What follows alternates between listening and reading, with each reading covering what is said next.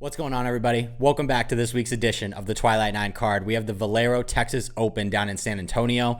A little bit of a stepping stone to next week, because next week we're at Augusta National for the Masters yet again.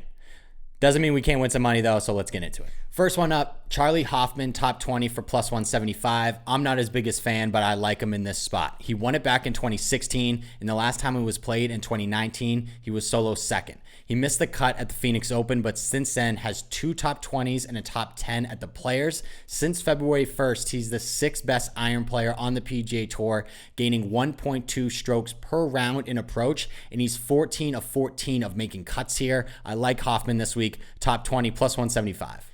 Next one up is a top 40, Kevin Chappell, plus 175. He won this event back in 2017 and had another top 5 finish back in 2016. He's only made 2 starts in 2021, but his last one was at the Honda Classic a few weeks ago, and he finished T13. His last appearance at the Valero was a top 30 finish back in 2018. A lot of value here for a top 40 pick, Kevin Chappell, plus 175.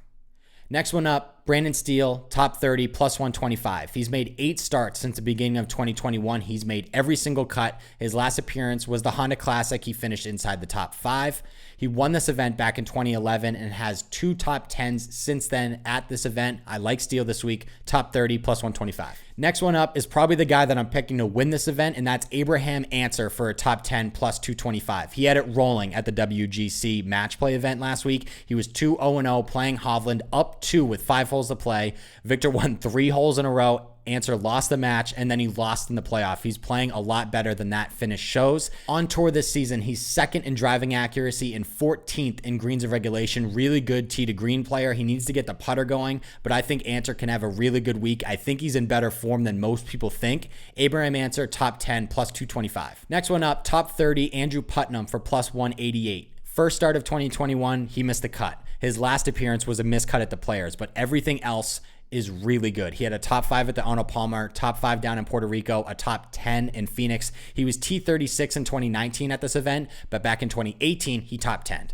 I like Andrew Putnam for a top 30 in this spot, plus 188. Next one up, Zach Johnson, top 20 for plus 200. He's made 14 straight cuts, and in that span has 4 top 10s, including his last appearance at the Honda Classic a few weeks ago, where he tied for 8th. At this event in 2018, the last time he played it, he was solo 5th. In 2014, he tied for 6th. I really like ZJ this week. Zach Johnson, top 20 for plus 200. And the last one on the card, I had to put him on here because he needs to win to get into the Masters next week, and that's Rickie Fowler, top 30, plus 164. Not a whole lot of reasons why. He had a top 20 at his only appearance at this event.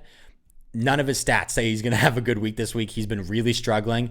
But if motivation isn't here to get into the Masters next week, I don't know what other motivation you need. So we're going to take Rickie Fowler, top 30 for plus 164. And that's it, guys. That's the Twilight 9 card for the Valero Texas Open. And next week, we got the Masters.